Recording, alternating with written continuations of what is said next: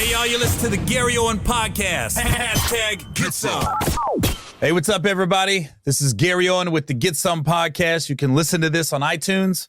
Just search my name, hashtag Get Some, or just go to YouTube, youtube.com/GaryOwenCom. It is a huge week because Game of Thrones returns this week, April 14th. HBO, best show on television, hasn't been on the air in like 2 years. Everybody's waiting. I've never seen a show where they make it okay to fuck your cousin. Man, like any other scenario TV show, it's disgusting. But on Game of Thrones, they make it look like it's okay. I've never seen a show like it. I can't wait, boy. Been waiting for this shit. And it's crazy because Game of Thrones comes on right after Walking Dead goes off. Like the season finale of Walking Dead happens, and then Game of Thrones comes in. And I'm always looking for shows to get me through the football off season. Because some people are huge basketball fans. Every now and then you get a good boxing match.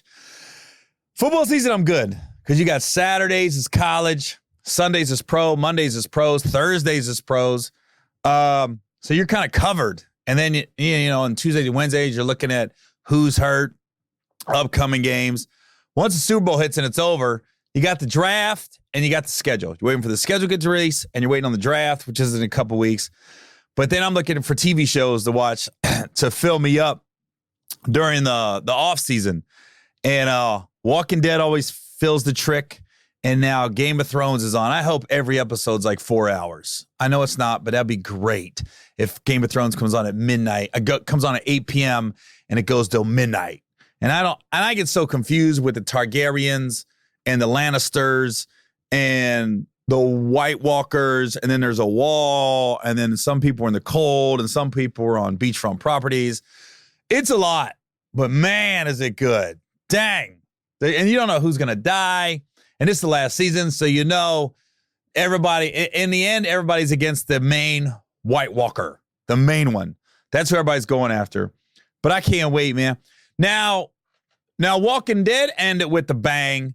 It did, man. Now we got, if you're a Walking Dead fan, now we got these people that are covering their faces in the masks.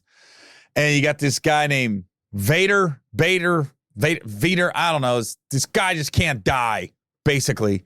But okay, so I'm watching The Walking Dead, and everybody knows Rick and Carl.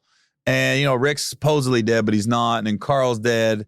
And then you got Negan. And then Negan's all of a sudden transforming. Now he's got redeeming qualities. And now you can almost see like 2 seasons ago, Carl had this vision that Rick and Negan would come together and make everything okay. And I was trying to figure out how is that going to happen. Then last season, Rick sliced Negan's throat. Then he said, save him. So they saved him from dying. And Negan's basically been locked in a cell for like 6 years. And now Rick's disappeared. And Rick's daughter, now she's taking a liking to Negan. She's like 8 years old now, 9 years old. And now Negan, all of a sudden, the last episode, he saved her life. He saved Rick's daughter's life. And now they're letting him walk around without handcuffs. Now he's just part of the crew, basically, because they got this new enemy where these people, they live out in the woods and they basically blend in as the zombies because they skin people's faces and they wear their faces as masks. And man, there's the guy, Ryan Hurst, who plays like just the badass of the people that live in the forest with the mask. If you don't know who Ryan Hurst is, it hit me as I'm watching The Walking Dead. I was like, this guy has been in some of my favorite TV shows and one of my favorite movies. He was on Sons of Anarchy, and then he played well, goddamn, the Sons of Anarchy went off the air, and it's weird, like things go off the air and you forget everybody's name. But God damn it, the main guy in Sons of Anarchy, the internet's down here. So I should be getting a discount this episode of studio time because I can't look shit up on my laptop to figure out the answers to these questions that I have. Because I have brain farts a lot. But the main guy in Sons of Anarchy, God damn it. whatever the hell his name is. Shit. You fuckers.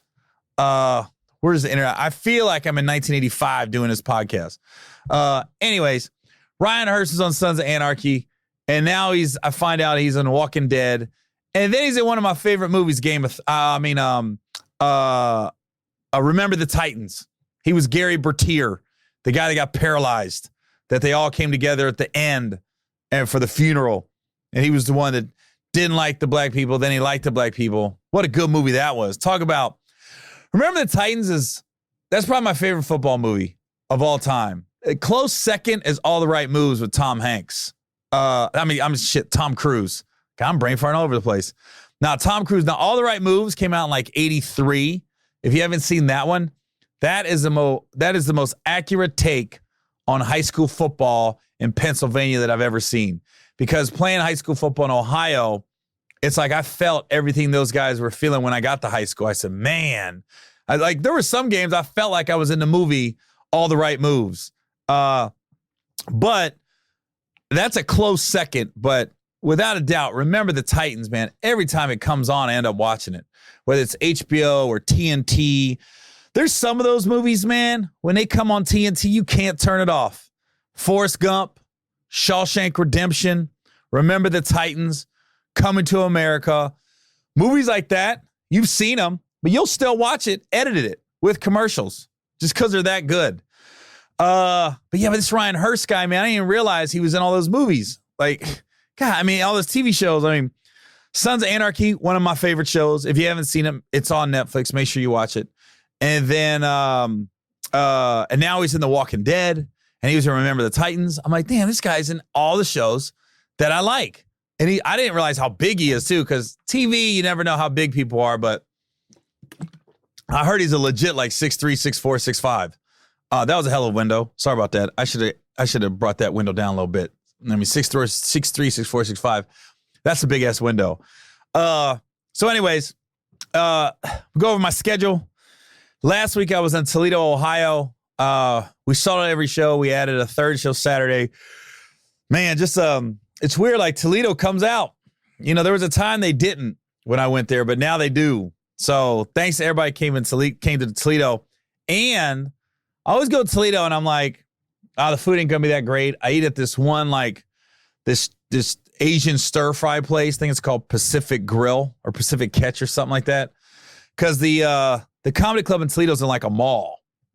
And it's an outdoor mall. It's called Levi's Commons. And there's no high-end stores. It's mainly little bars. There's a Bar Louie. There's a Starbucks. There's some little furniture store. But my last day there, I go to this restaurant called Benchmark. Oh my God. That food was so goddamn good. I had an elk chop. So it was almost like a steak, but it was elk. And then I had Brussels sprouts and I had some gumbo. Man, I was sleeping on this and it was right across the street from my hotel. But it's strictly a dinner spot. It's only open from 5 to 9. But it was good, man. So thanks everybody in Toledo came out. Now this week, this Thursday, April 11th, I'm in Oakland at the Paramount Theater for DeMarcus Cousins' Boogie Comedy Slam. And we're filming this. We're filming it. DeMarcus just kind of putting his money up, and then we're going to film it, and then they're going to sell it. So my guess is Netflix or Showtime because he got Leslie Small behind it. And Leslie Small is the same guy that directed all of Kevin Hart specials. He directed 2 of mine, did all the Shaq All-Star comedy jams.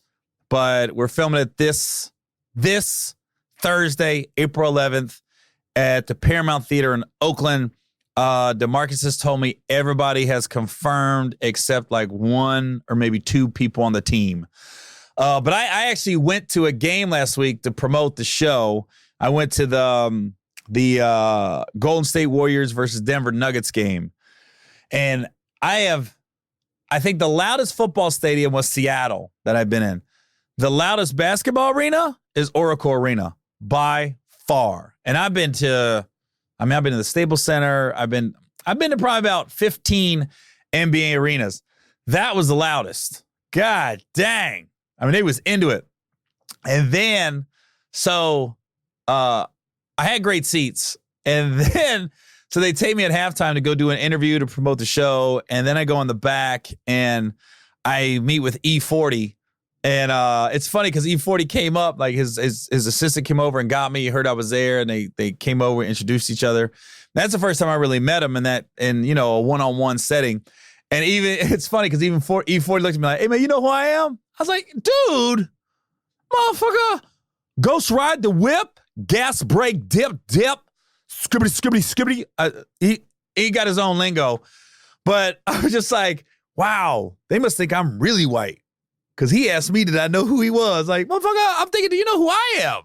You know? And then I didn't even know the guys that I'm with. Like, the guys I was with E40, the guys that were with E40, one guy, he came up to me, and this is how he introduced himself. He goes, "Hey, what's up, Gary?"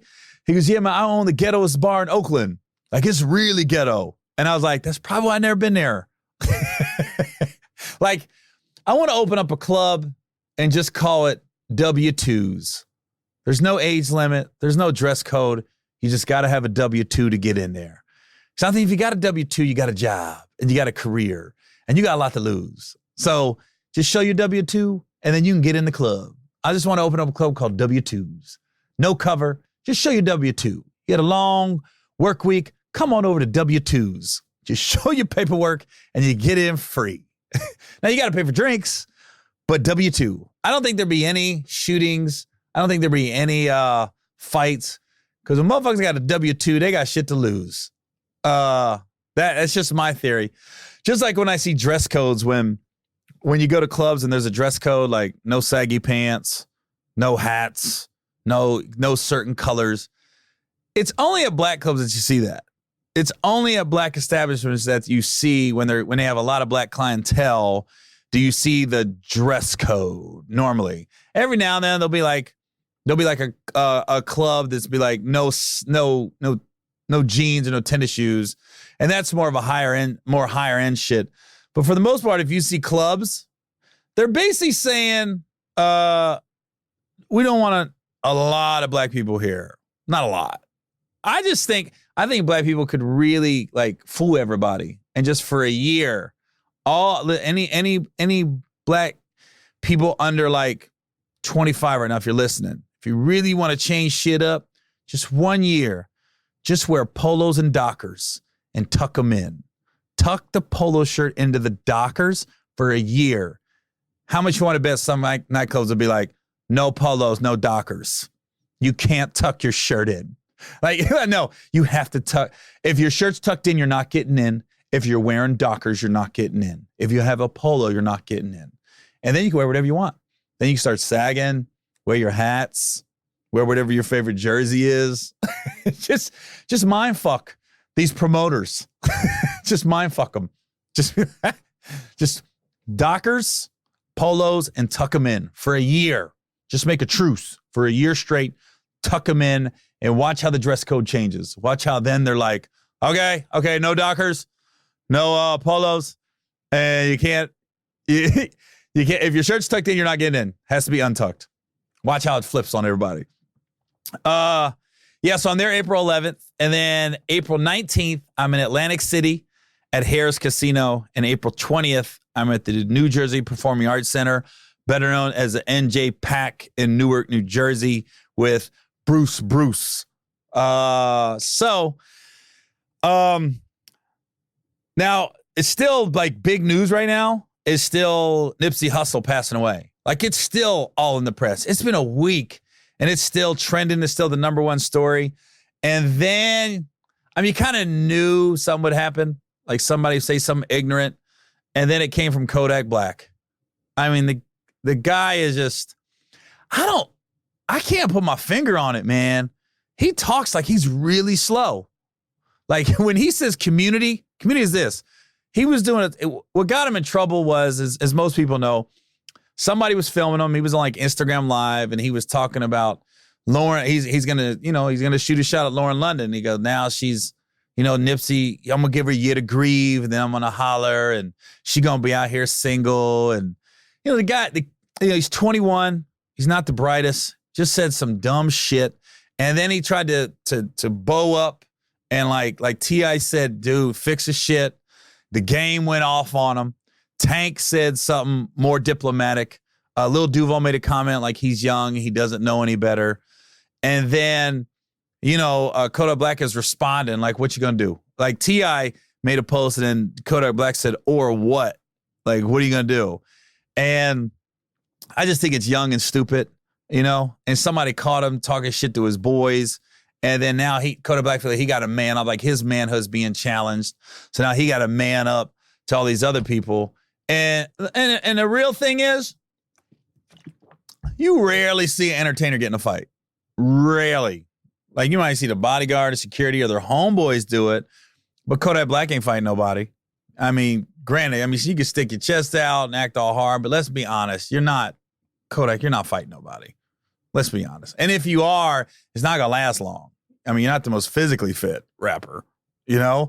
I'm never talk shit about getting in fights. I'm gonna whoop your ass and do this. I'm like, Look, I've been hit in the face. That shit hurts. Everybody needs hit in the face one time in their life. So when I hear people like saying, let's not, Nipsey died and we're trying to be turning over a new leaf, and let's not go after Kodak Black now, get him hurt. Let's try to educate him and show him, how his remarks were insensitive and how they can be, taken the wrong way by the wrong people, and then the wrong shit happens.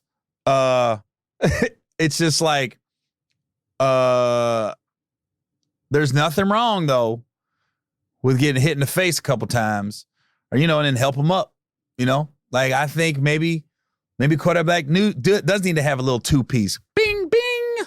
And then help him up, dust him off, say you learn your lesson, and then that's it. It's almost like when you're a little kid, man.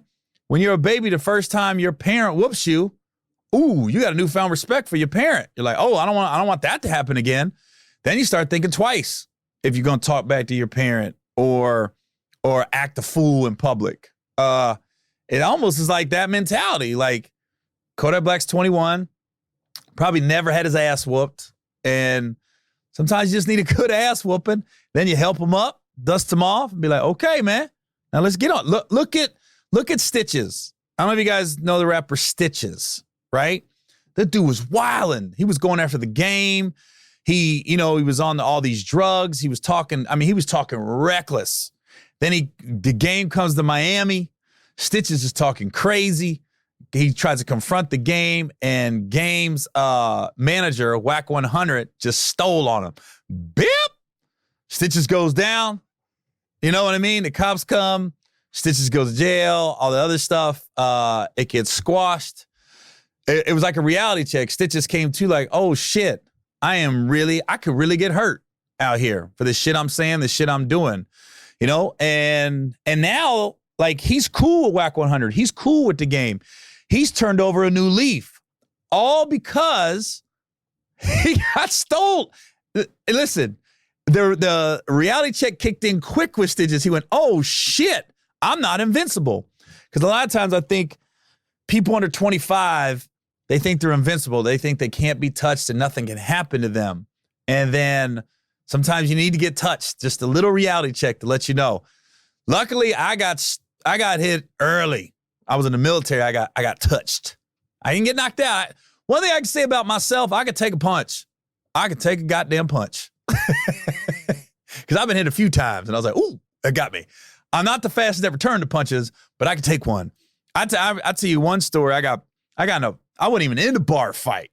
I was in the Navy. I was at this place called the Crazy Horse in Washington, D.C., and this big bar fight breaks out. I ain't got nothing to do with the fight. I'm over on the side. I'm just having drink. And the thing about it was we could take somebody's military ID and go and get into clubs and drink. Cause I wasn't 21 when I was stationed in DC. I was 18, 19. But if you had a military ID, I would just grab one of my buddies that's over 21 and you walk in, cause we all look the same. The pictures aren't the best on the military ID, and we all got buzz haircuts. And long as the guy was like 21, 22 and a white dude. I got in one time in Alabama with a black guy's ID. I ain't gonna lie. The place was called City Lights. I was in Anniston, Alabama, and I literally asked a buddy of mine, and the guy looked at my ID, and I got in, and he was black. I got in on a black guy's ID at a place called City Lights in Anniston, Alabama. So anyways, I was at Crazy Horse in DC and a fight breaks out, right? And all of a sudden, I'm not even looking. I'm looking the other way where the bar is. I'm not looking towards the door, right? And then I got hit in the head with a beer bottle. Bink! And so I didn't see it. So all it felt like was my brain, it felt like somebody hit my brain like, boop. That's what it felt like in my brain. I was like, boop. And then I put my left hand up to my forehead, right at my hairline, and I pulled it down. And the minute I pulled my hand down, blood started gushing down the front of my face like a horror movie. There was blood everywhere. I mean, look, I got my ass kicked. And I didn't know what happened. I was like, oh my God. So I go to the bathroom, I get some paper towels, and I'm dabbing these wet paper towels, which are like cardboard, on my cut. So now the club's like, you all right? You know, they was trying to call 911. I said, no, I'm good. I just, you know, my buddy took me to the VA hospital over there in Maryland. And it ended up being like 3 or 4 stitches. It wasn't nothing crazy. And you could still, if you was like really close to me, you could see right on my hairline, you could see the little scar from when it happened. But it was just 3-4 stitches. But the next day, I'm in the barracks, and this guy comes to my barracks. He goes, Gary, you all right? I said, yeah. And I got like 3-4 stitches, and I got this little gel on my forehead. And he goes, I said, I don't even know what really happened, man. Like, what'd I get hit with? He goes, Joe, that was crazy. He goes, this guy came out of nowhere, and he goes, I don't think he meant to hit you, but he hit you with the beer bottle. And he goes, I don't even think the beer bottle broke, because he must have hit me with the base of it. It was like, boop. He goes, and then you didn't move. You just like sat there. He goes, then you put your hand up to your forehead, and the blood came out, and the dude just kind of faded back into the fight.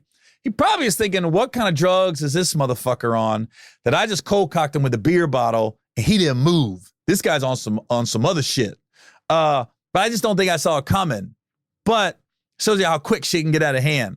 So that was just a story about me being able to take a punch.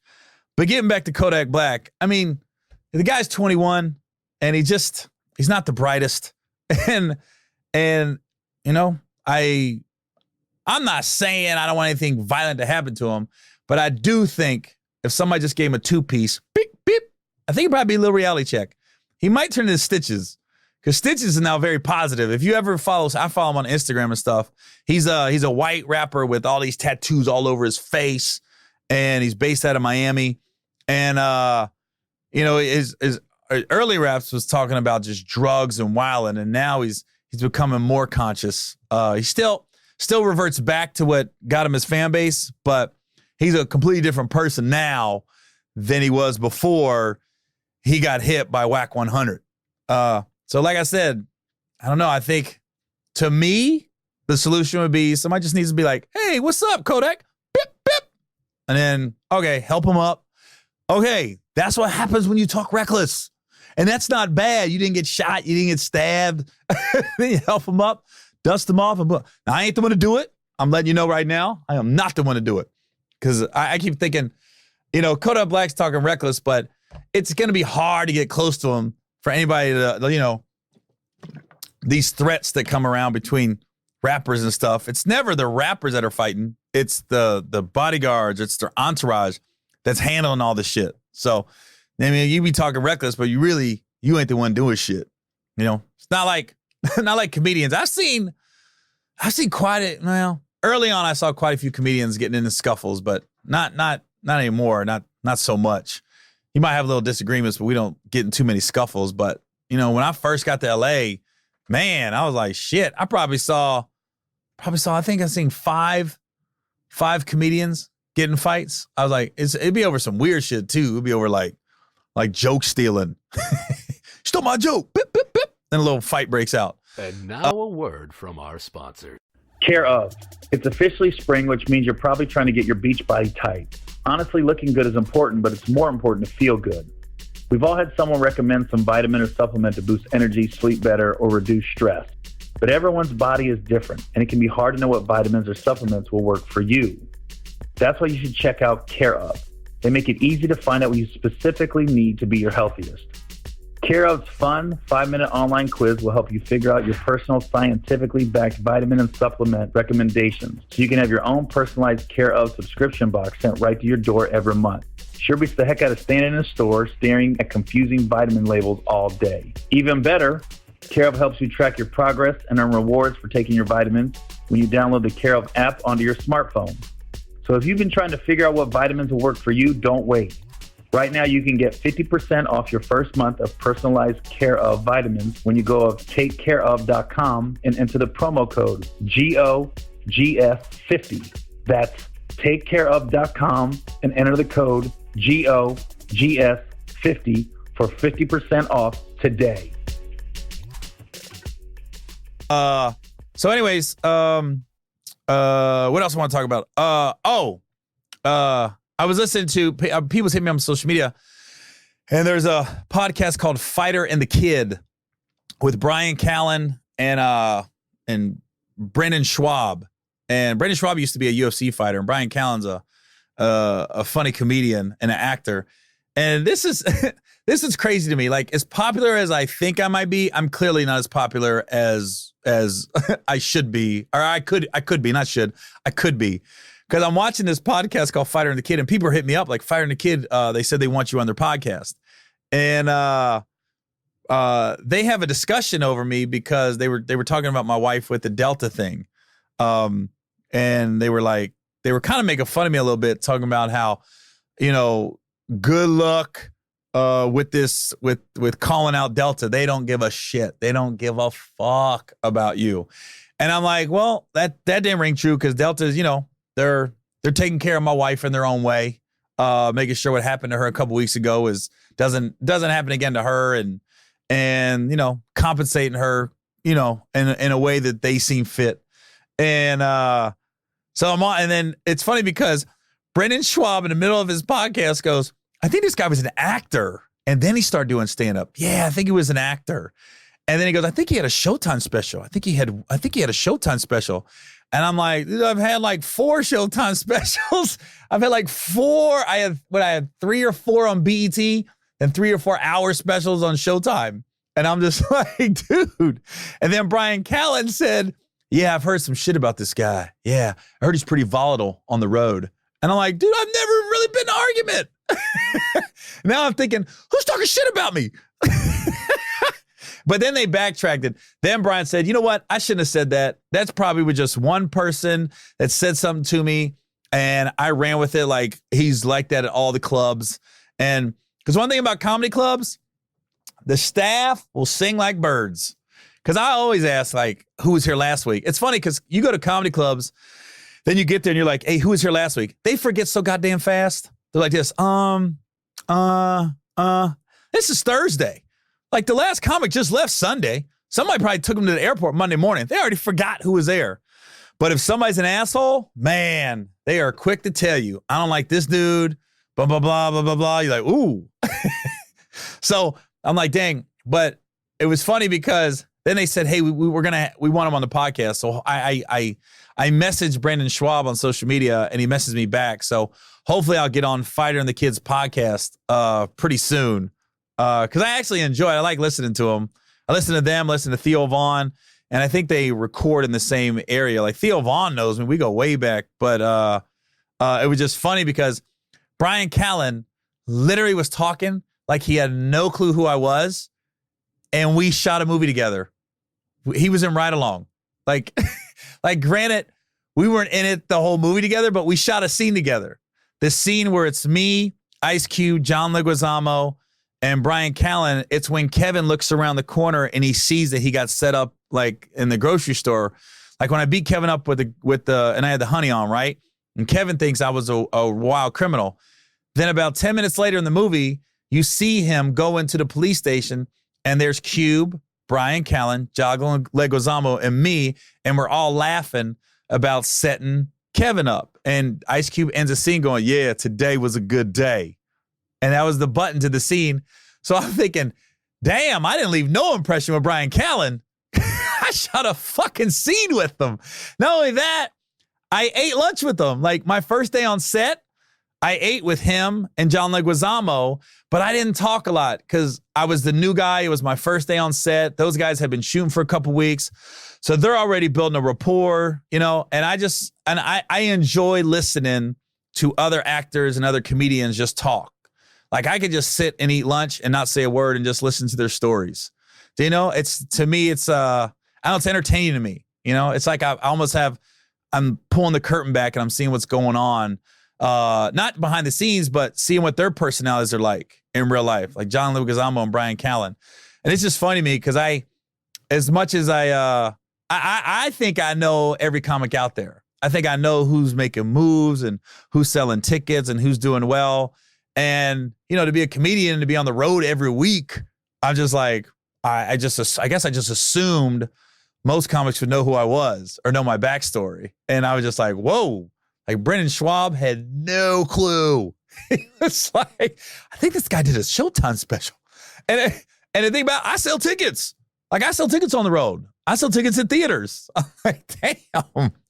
And one thing about it is, like Bryan Callen said, he heard I was volatile on the road, and then he backtracked and said, I shouldn't have said that. I don't know why I said that. I might have heard that from one manager. But Brendan Schwab, he's working now. And I'm thinking, damn, I figured he would just know. Because there's guys out there that you think you know, but you don't, because when you go to comedy clubs, you always see their names as coming soon, or they were just there. Or a lot of times comedy clubs have pictures of all the comics on the wall. And I'm on a bunch of them, so I was just like, whoa. As much as I think people know me, I guess they don't. And plus I don't hang out at the Comedy Store. I don't live in LA, and I'm not in the quote unquote mix of comics. Like I don't ever, and when I go to LA, I rarely go to the comedy clubs. I don't know. I'm just busy and I don't feel like going to comedy clubs. Honestly, I just don't, I went to Guy Torry's show Thursday at the Funny Bone in Cincy. And I flew in Thursday night and I drove up to Toledo Friday, and I went to Guy's show, and Guy was funny as shit, man. He was really funny, but I was bored after about 15 minutes because I just, I do stand up so much. It's hard for a comic to keep my attention for more than like 10, 15 minutes because I'm just like, I do it. And this isn't a knock on Guy or anything. Anybody, I would have been probably bored.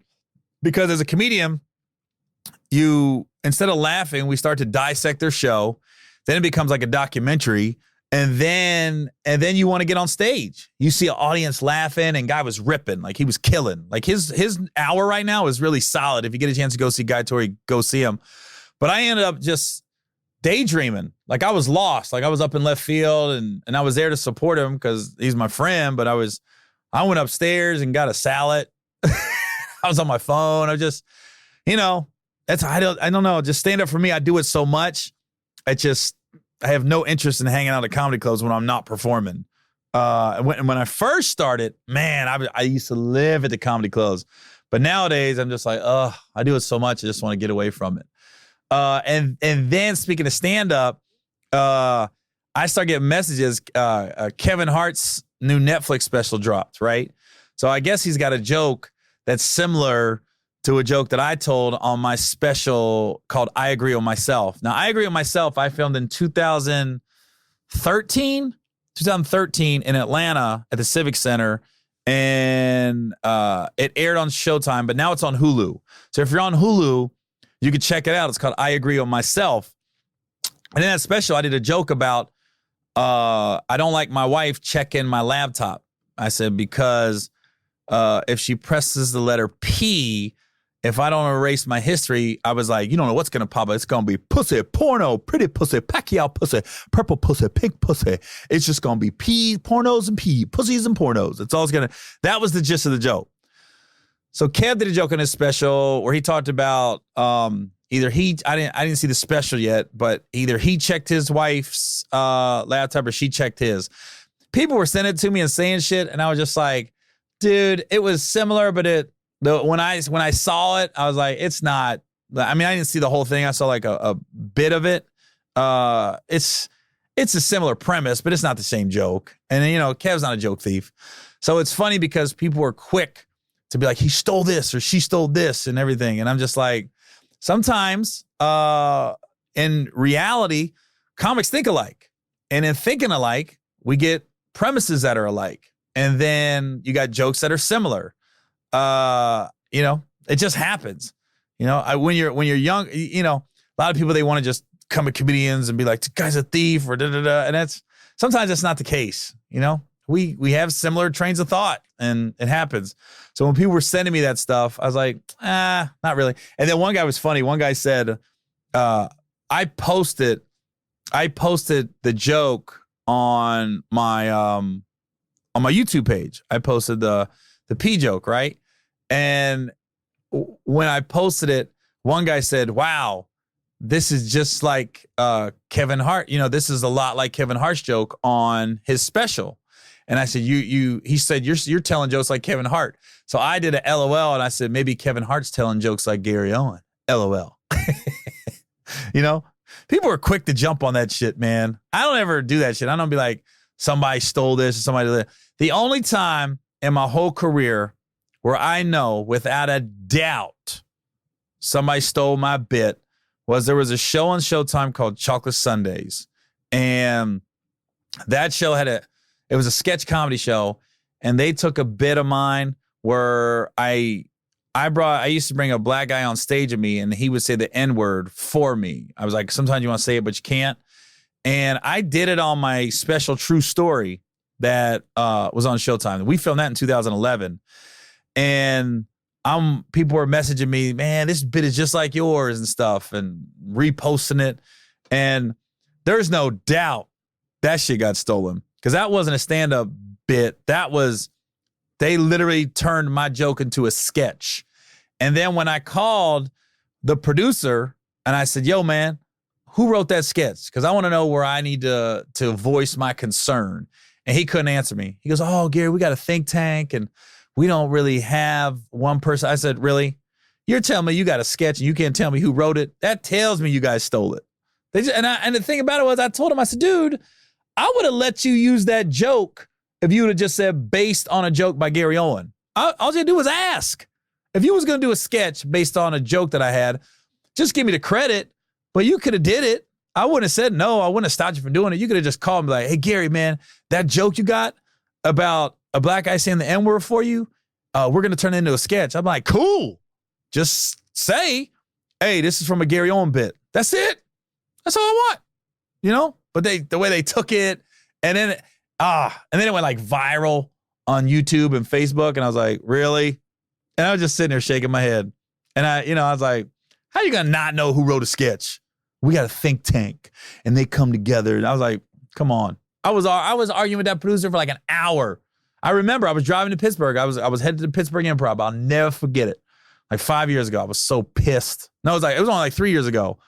I'm like, dude, just give me my credit, man.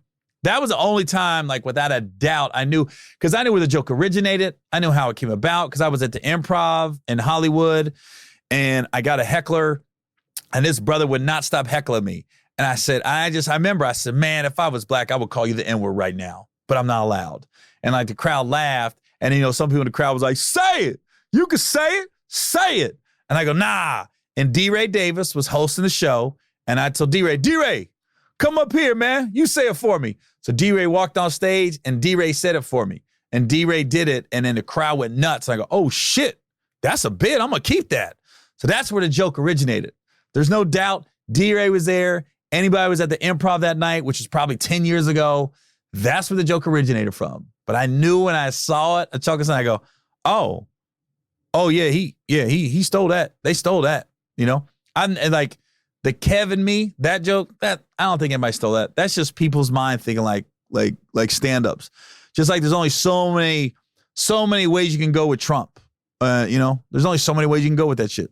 Jussie Smollett, there's only so many shit you can do. Like, the most obvious Jussie Smollett joke, and I'm sure 1,000 comics have said it, is, ain't no Trump supporters watching Empire. As soon as that shit happened, first thing that popped in my brain was, ain't no avid Trump supporters watching Empire like that. And I was like, sure enough, I've seen about 4 comics, just boom, boom, mention it. I'm either on a podcast or an interview or a stand-up. I'm like this. Yeah. I was like, and that's the first thing that popped in my brain when we found out Jesse was kind of full of shit on that. So it's like comics, we just think alike. So, you know, it happens. So listen, this week, outside of DeMarcus Cousins, I got to fly to LA tomorrow, and I got a big audition on Wednesday. And the bad things about auditions, man, especially when you're going in front of like the producers and the lead of this TV show and the casting director, man, I get nervous as fuck. I don't get kind of nervous. I get nervous as fuck, man. It's weird. Like when I get a part and I get on set, I don't get nervous. I don't care who I'm working with. I don't know, Eddie Murphy, Jamie Foxx, anybody. I don't get nervous. Like it's funny. You get in wardrobe, you get in characters, the camera's there. I guess it's quote unquote movie magic is happening. I don't ever get nervous on set. I just be excited. Like, all right, let's get this scene right. You know, auditions, man. I don't know what it is, man. I don't know what it is about. I think it's because it's just auditions are weird, man. Because you get there and you see, a lot of times you see the person you're up against. Like you see people that look like you, or you see people that look nothing like you. So you're like, oh shit, they don't know who this dude is. They don't know what kind of, I've had auditions where there was Mexicans, blacks, Indians, all going for the same part. I go, oh, they don't know what the fuck they want. And so I gotta fly to LA for this audition, and I'm excited about it, but still I'm like, it's weird. Like I'm gonna get with the acting coach tomorrow, and then I'm gonna go over it tomorrow night. I'm gonna go over it today, and it's basically every free moment I have the next few days, I'm gonna be thinking about this audition. And then no matter how much I read it, no matter how much I memorize it, no matter how much I think they got the character down, I guarantee you when I get there and I sign my name on that paper that I'm here, I'm here for the audition. As soon as I sit down in that waiting room, I go blank. I'll be like this, oh shit, I forgot the line. God damn it. Now I'm scrambling, I'm looking at my lines and the paper shit. And the worst is when this audition, I have 3 scenes, right? There's 3 different scenes I'm memorizing right now and working on. I hate it when you kind of hate it, you kind of know. I hate it when you get there and they go, hey, we're just going to do the first scene. We're just going to do the first scene. You're like, well, why the fuck didn't you tell us that? Because now I done wasted all this time on these other 8 pages memorizing this shit when really we're only doing 3 pages. That's the worst. There was one, I auditioned for that show, that pilot Superior Donuts, that TV show that was on a couple years ago. It was like, there was like 8 pages in the audition, and I'm sitting here like all night going over what my buddy say, and we're going, he's running lines with me, he's helping me out. Okay, I go in there. We got there, they were like, yeah, we're just doing the first scene. The first scene was like 4 sentences. There was no way they could have pulled anything out of it. There's nothing you can do in that scene to make you stick out. Like, I was like, that wasn't even a meaty scene. That was like, everything was just a quick response. Like, hey, how you doing? I'm good. Good, man. Are the donuts stale? Maybe. Well, these donuts suck. It was something like that. It was like, there was nothing. I was in there like, there's nothing I can do with this. I was like, and it just hit me. I go, they already know who they want. They already know. I was just thinking, this is a waste of time. This last day and a half I spent on this audition was a complete waste, because it was almost like they were just doing it to do it. And you know, there's no like perfect formula to cast the right people in certain projects. Like if you're looking for an unknown, like you got to try to see everybody. You know, it's just the nature of the business. But I was just thinking, God damn it. I was a day and a half on this fucking audition, and you're only doing the first scene, which there's nothing there, you know? So I got this audition. So I know the next 2 days I'm gonna be like, you might see me in my car. You might see him on the plane tomorrow when I'm flying to LA, just doing this. Talking to myself, looking crazy. And then, you know, if I don't have anybody to run it with, then I gotta like put my hand on the paper and like just read one line and then bring my hand down a little bit, then read the next line, then bring my hand down a little bit. You know, so much easier to read with somebody. I think the one that I always felt like got away was I read for this pilot called The Mullets like 15 years ago. And it was just a cattle call, and it was for the lead. And I go in, and the audition went great. And I was like, oh shit, that was good. Then I got a call back. I'm literally at the airport. My manager called me. He's like, Gary, you got a call back for the Mullets. Sweet. So I fly to work at Comedy Club for the weekend, come back on Monday. I got the second audition Tuesday, and I did good on that. And I was like, all right, I got it. And then they called me back for the third one. Now, by the time you get to the third audition, so I then went to the casting director, the producers, and now I'm with the network. You're with the network, the producer, and now it's funny because the first audition for the Mullets, it was just a room full of people. It was probably, I'm not exaggerating either, 30 dudes reading for the same part. And then when we got to the second round, when they called me back the next week, there was like 8. There was 8 guys reading for the same part.